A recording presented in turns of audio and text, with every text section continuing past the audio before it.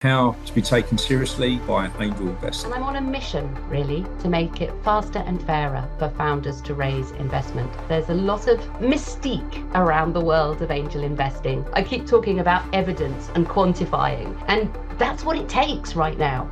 The market has moved on. You have to have the evidence. That cash is going to go straight into growth, not into testing stuff. Because testing stuff to see if it works is a way of spending an angel's money very, very quickly, but without necessarily giving them results. What is considered a acceptable sort of intro fee as a percentage if you're supporting that person finding the right investment vehicle? I'm not a fan of success fees. I'm not a fan of brokers. As an early stage founder, you are probably going to have to raise investment more than once. The question you're going to cover this morning about angel investors comes up a lot in startup to stand-up sessions. We've got our event this month. It is this month, 16th of July at Barclays Eagle Labs, where we're meeting the investors.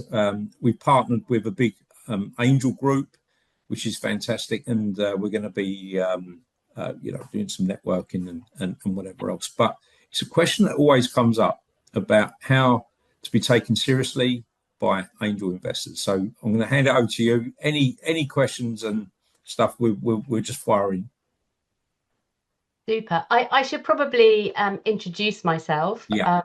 So I'm Hatty Fawcett. I'm the founder of Focused for Business. And to give you some background, I'm a marketeer originally, but got back in touch with my inner entrepreneur and worked in 2 startups. The first startup we took from 0 to 3 million turnover in 2 years, which was a roller coaster of a ride, but mostly enjoyed it. And then I ran my own startup for 4.5 years and raised 3 rounds of investment, an angel investment round and 2 crowdfunding rounds. I've also spent some time looking after some of the investments Kelly Hoppen made when she was a dragon on the TV show Dragon's Den. And that allowed me to see investment from the other side of the fence. So I know what it takes to raise as a founder, but I also know what early stage investors look for when they back your business. I run Focus for Business, as Ollie said, and I'm on a mission, really, to make it faster and fairer for founders to raise investment. And I say fairer because there's a lot of mystique around the world of angel investing. There's information asymmetry, but there's also a lack of parity in terms of who gets investment. Less than 3% of funding goes to female founders. It's even worse if you're an ethnically diverse founder or if your business is based outside of London. Clearly, these are stupid reasons for not backing founders. So what I'm trying to do, I hope to do this morning, but also more broadly with the work I do, is to level the playing field and make it easier for everyone who wants to raise equity investment. We run a funding accelerator program, and we've raised over 42 million for the founders who have been through that program. And it's also been ranked number 13 in Europe for the quality of the mentoring we offer on the program. So that gives you a little bit of background to me, to who I am. I'd love to start, actually, if you didn't mind popping your cameras on, with a quick show of hands, or to do it via the chat, if you prefer. Has anyone here, or how many people here, have raised equity investment? Little show of hands. Yeah, got some hands going up. Great. Has anyone raised grant funding? Maybe. Yeah, same hands going up as well. That's good. A grant round and then an equity round is not unusual. Or perhaps debt. Has anybody raised debt funding? No hands there. Okay, great. So some experience in the room of raising equity investment. And I wonder if I ask those people who have raised, who raised, of those who've raised equity investment, who raised from friends and family? No hands there. Or perhaps raised from angels or VC? Stuart, I think it was you who had raised. Sorry, I had to just turn my video for a moment. Yeah, I did sort of, what does it affect friends and family? A friends and family round. Excellent. Super. So really what we're going to talk about today is how it differs when you raise a friends and family round to when you start to raise professional investment, either from angel investors, early stage VC funds, or the larger VC funds. And I really want to focus, I think, mostly today on angels, because Ollie's given me a steer. That's probably where most of you are in terms of the journey you're on. And I think the biggest difference from raising from friends and family to raising from angels and indeed VC is that people are no longer backing you. Friends and family are essentially backing you. They know you, they know your skills, and they're willing to support you because of their knowledge of you. Whereas angel investors and VC are actually backing the opportunity. And so they're taking a more systematic, a more objective approach to reviewing the investment opportunity. And they're looking really for evidence that this is a business rather than a good idea or the possibility of a good business. So angel investors and VC are really looking for evidence that this is a business, not just a founder with a good idea. And angels have a way of talking about this. They often talk about they're looking for how much traction you've achieved. And it always frustrates me because they never define what they mean by traction. Well, we're going to have a go at that today. And I think for me, traction is a number of elements. First, it's really being able to provide the evidence that you are solving a customer problem or a need, if you prefer. And, you know, that could be anything depending on your business.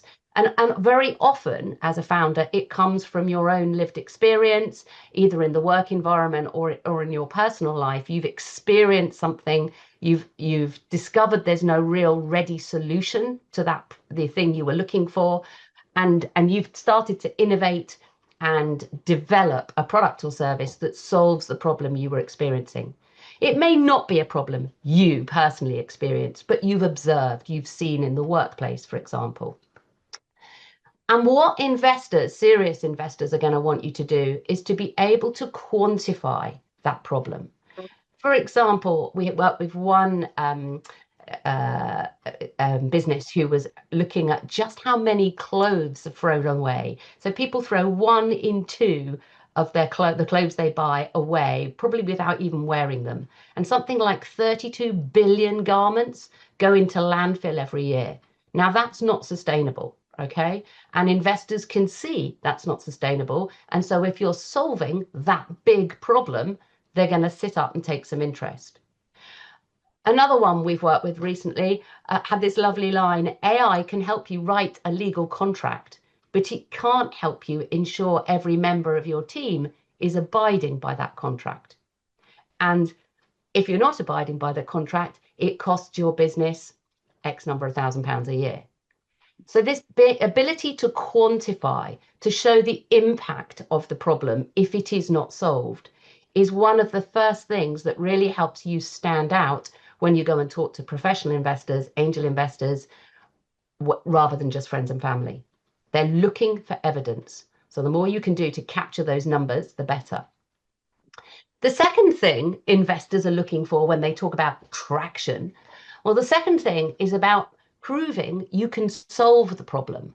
And that probably means you have built some sort of product or service. It may not be perfect yet. It may not have all the bells and whistles that you want it to have, but it needs to do enough to solve the essence of the problem your customers are experiencing.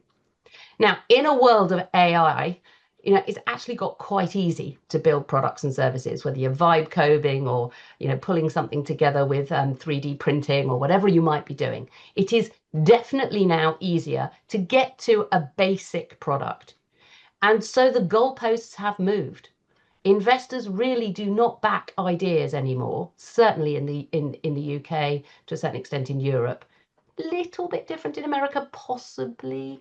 But basically, UK and Europe, you now need to have built a minimum viable product before you try to raise investment.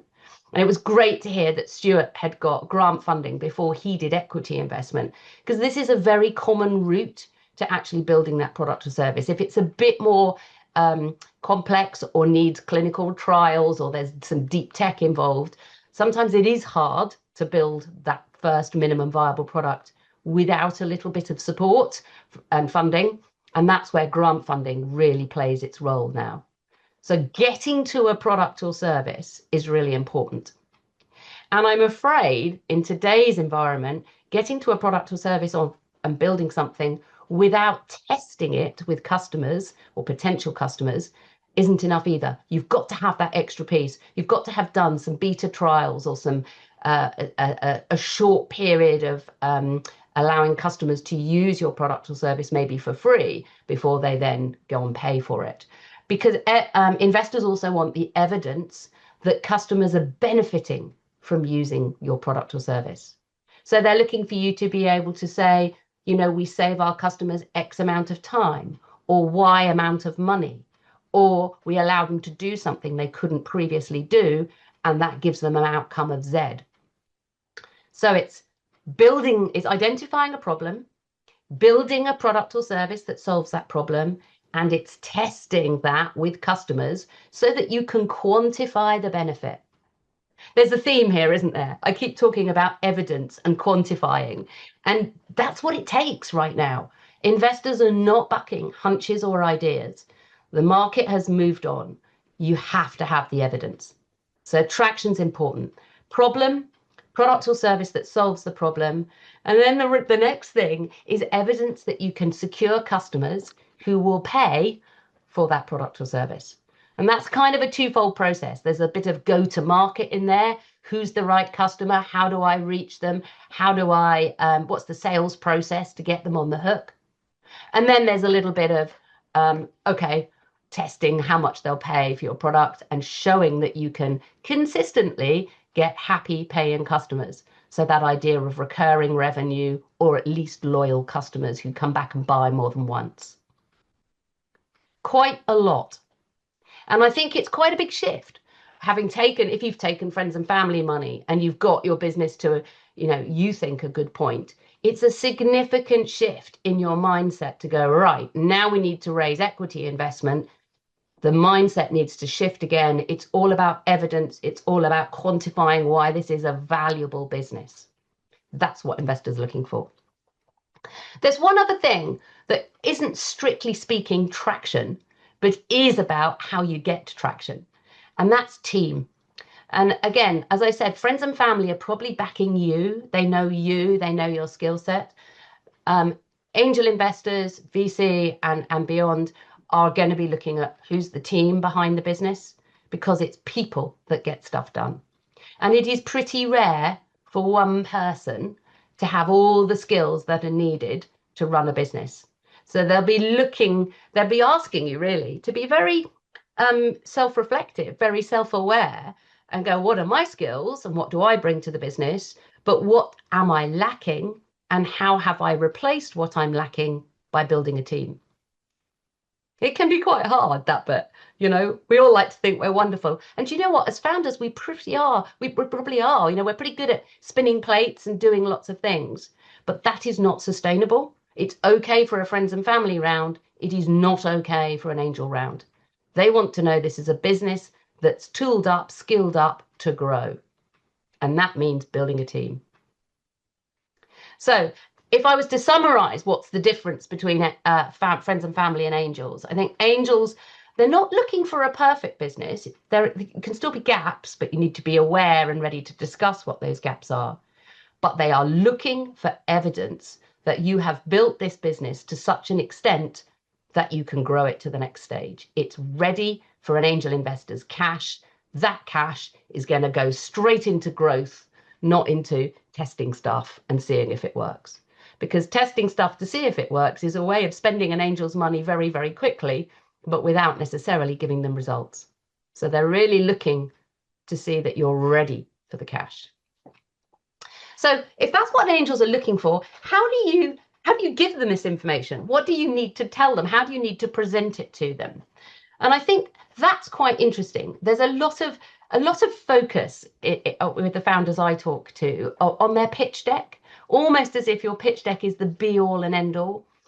And that might be okay for a friends and family round, but it's not okay for an angel round. You need far more than just a pitch deck. I like to think that you're building a relationship with your angel investors, and you need to give them enough evidence that they care about what you're doing, they believe you can do it, and that you've positioned the opportunity so they can act and invest. So let's look at that in terms of documents. Care, well, care is all about a story. It's about telling a narrative that shows we've got a problem, as we've just talked about, with evidence, shows you know how to solve that problem, again, with evidence, and shows that you understand how you're going to go get those customers and bring them into the business, make money from them, and grow a sustainable business. So that's really all, that is where you should focus in your pitch deck, on the narrative. And there's a number of pitch decks you're going to need. People talk about a pitch deck. I've never understood that. If you think about what you're trying to do with an angel investor, you're trying to build a relationship because you're going on a long journey with them. They're probably going to invest in you and be involved in your business for 5, 7, 10 years before the angel gets their exit.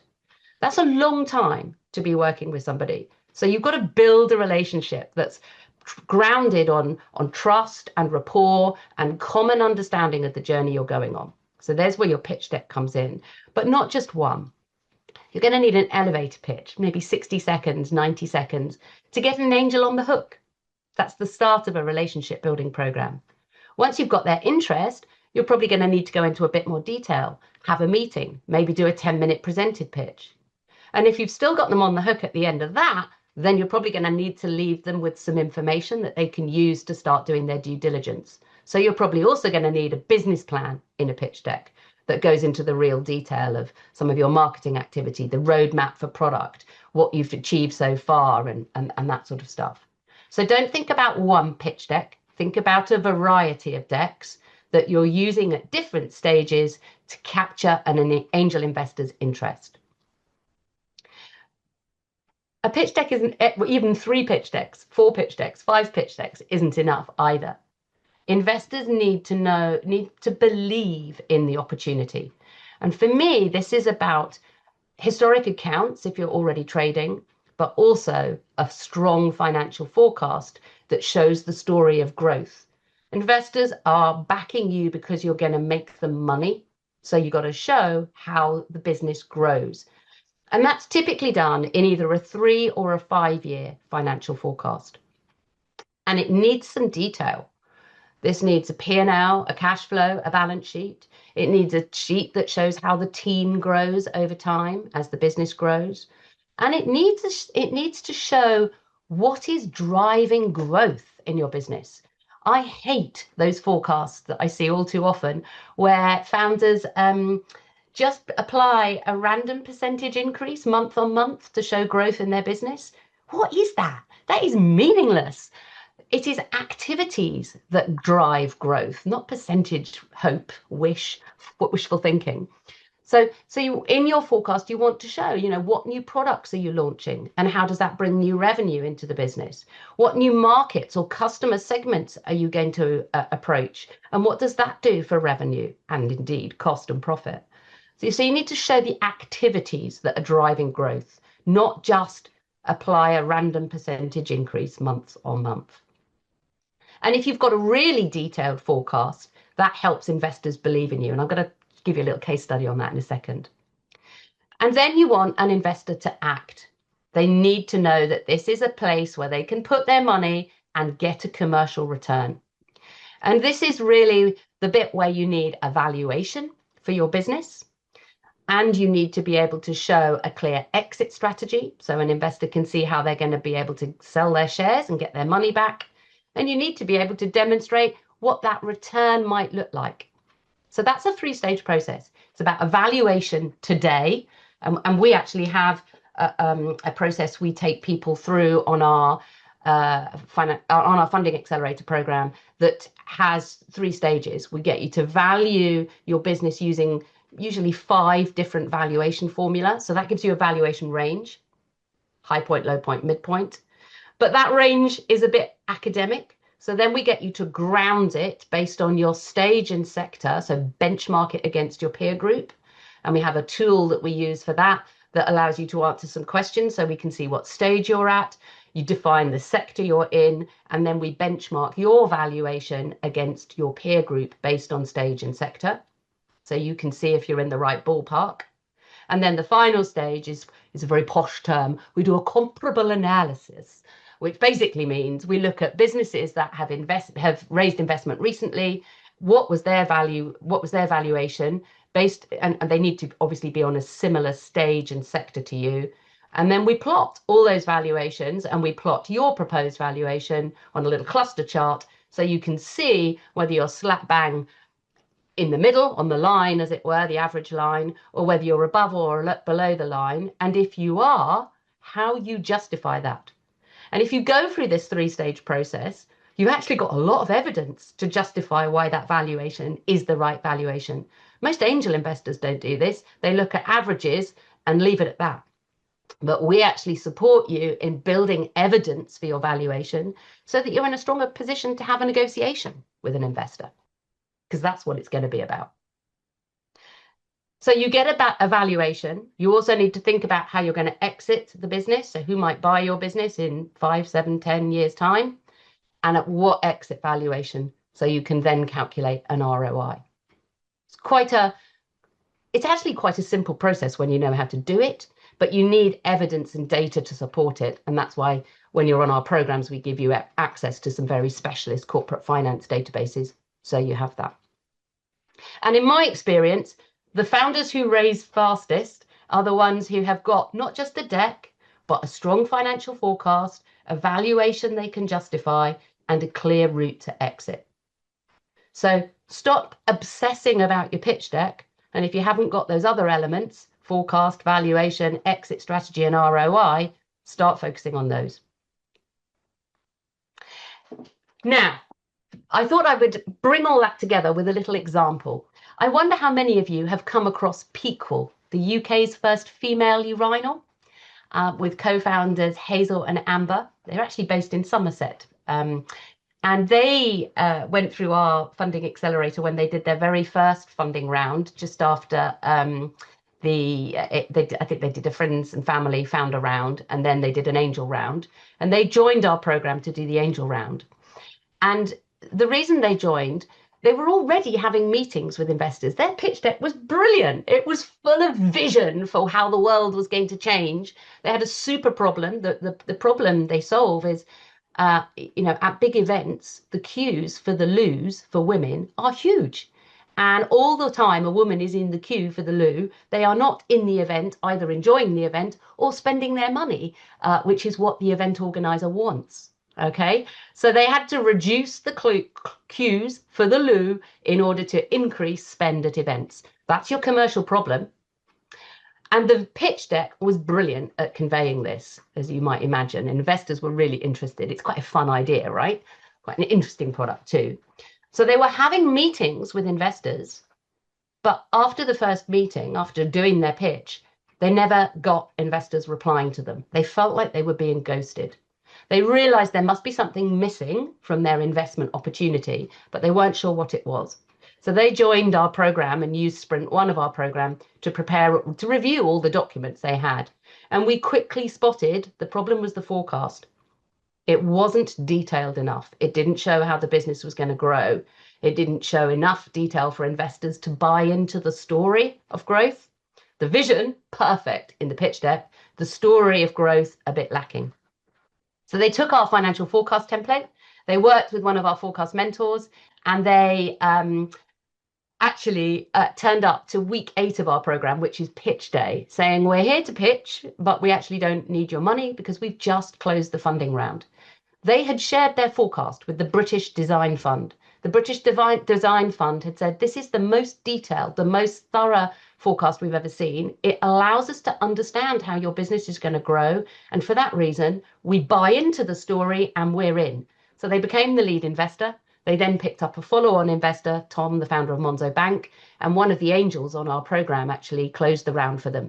So when your documents, all your documents, not just your pitch deck, but your forecast and your valuation, are all aligned and singing a strong song to an investor, you can close in 8 weeks. This is the difference it makes. The not just the pitch deck, but the forecast and the valuation and the narrative that your vision can come to life through numbers in a forecast. Now, I had one screen to share with you. I'm going to share it now. So this is data from Bowhurst from their regular report, The Deal. This is the most recent one, 2026. And it looks at the amount of money and also the number of deals being done as a first investment. And you can see that over time, and 2021 was an amazing year. That was really good. We were seeing lots of deals and lots of money invested. But the last few years have been really tough for early stage businesses. The number of deals being done and the amount of investment being invested has been rather challenging, shall we say. But look at 2025. The numbers for the first time in ages have exceeded what they were in that marvelous year of 2021. And we've seen over almost 2,500 deals being done in 2025. And the amount of money invested is 6.27 billion. So if you are an early stage business looking to raise your first or second funding round, now is a good time to raise. And I wanted to end on that good, happy note, really, because I think too often we're told the doom and gloom. And I also wanted to I have an offer for you. If you are planning to raise and you want support with maybe not just pitch decks, but forecast, valuation, exit strategy, finding the right investors, we compile a target investor profile and a hit list. If you're interested in having the support of our program, then why not come along and join me at a funding strategy workshop? You can scan the QR code. I'll put the link in the chat box as well. But it is a super way to really gain it. It's free and online, and it gives you a real focus on where to put your focus. Too many focuses there, but where to put your effort when you are preparing to raise an angel investment round. So if you're serious about raising, do come along to that free strategy workshop. I'm going to stop there, stop sharing, stop talking, and allow you to ask any questions. Does anybody have any questions or reflections? Actually, that was fantastic, a brilliant overview, and thank you very much for your offer. Any questions, Dan? Yeah, I just want to say I thought that was absolutely fantastic, and I'll definitely get in touch. I just really like the end positive as well, because there's so much doom and gloom about how the economy's crashed and the government aren't doing this, and there's the war in Iran, and there's this and that. I know. It's nice to hear something positive and to say that, yeah, there is a good time to do it, and it's now. So, yeah, I will certainly get in touch. I'll add you on LinkedIn, and yeah, we'll have a chat offline. But yeah, really good presentation, really insightful. And thank you for the feedback. Thank you. Okay. There's something in the chat. Brilliant from Helen. Brilliant, Hattie. So clear, really informative, and sounds so well structured. So that's another good Thank you, point. Helen. Stuart or Gaurav, have you got any questions you want to raise? Yeah, just a really quick one. What is considered a acceptable sort of intro fee as a percentage if you're supporting that person finding the right investment vehicle, whether that's an angel or a VC or a PE? So what do you mean? So if we're raising, say, 1.5 million, which, for an app in healthcare, and we know somebody that can help them get that 1.5 million, I've been told categorically you can't mix the two. You can't have an intro fee plus the consulting, sort of badged in. I'm not a fan of success fees. I'm not a fan of brokers, especially at early stage. And there's a very, very specific reason for that. As an early stage founder, you are probably going to have to raise investment more than once. So you, in my opinion, need to be tooled up, skilled up to do that whenever you need to. If you rely on a broker, you are totally delegating the act of fundraising to somebody outside of your organization. And I don't think that's a good idea. because you're going to need to do it again and probably again and probably again. So for me, and this is why we take the approach we do, we teach you the skills. Our program is a done with you program. We give you all the tools, the templates, the techniques you use to so that you're learning how to raise investment and actually doing it. We have over 100 mentors who support you and give you feedback on how well you're doing. But, you know, so it's not done in isolation or online with no human input. But by the end of the program, not only do 3 out of 4 of the founders who go through our program get the funding outcome they want, but most importantly, you've learned the skills that you can use again and again and again. And so you are self-sufficient. So there should be no need to pay a success fee. And trust me, as an early stage founder, when you get that money in the bank from an angel investor or early stage VC, you want all that cash. You do not want some of it being siphoned off as a success fee to somebody who may or may not have made an introduction for you. Okay, good to know. Thank you. I've got a question. Any additional? Yep, go on, Anthony. Well, firstly, let me just say the presentation was excellent. Thank you for that. I just wanted to double check in terms of investment towards GovTech. Where are we with that as far as statistics? I mean, my background is in sort of the government sector, and I know the uphill when you build technology for government institutions. And so how comfortable are investors when investing in GovTech, and what does the number say, really? So I don't have a specific number for you. What I would say is, what is the problem you are solving? How big is it? You know, I talked about evidencing that problem. If you are, you know, saving the government time, saving them money, these are big problems they face right now. And if you can quantify the extent to which you're doing that, you will get an investor interested. The other thing that will seal the deal is your ability to sell into an enterprise situation like government. Because without being able to sell, there is no revenue. And the sales cycles for enterprise are huge. It can take, you know, it can take a year, 18 months to sell into enterprise, and government definitely, because of, you know, there's so many stakeholders and changes in policy. And so you need to be able to show a really clear route for selling in order to, I think, be able to attract an angel investor. Because if you can't sell, there's no revenue, there's no revenue, there's no business. There's no business, there's no interested investors. Absolutely. So I wouldn't worry about how many GovTech get investment. I'd focus on those two things. Are we solving a big problem? And can we evidence we can sell into enterprise? Yeah, okay. Makes sense. I'll follow you on LinkedIn so that, you know, join. Please do. Yeah, thank you. Hattie, that's been excellent. Thank you very much for your question, Anthony. Lovely questions, all of them. Let raise another point. Selling and Startup to Stand Up, our weekly surgery sessions always bring up fundraising, sales, a little bit of marketing, but it's always the top issues. So we focus heavily on sort of anything to do with the sales function and fundraising, particularly at the moment. So that's been wonderful. Any final questions for Hattie while she's with us this morning?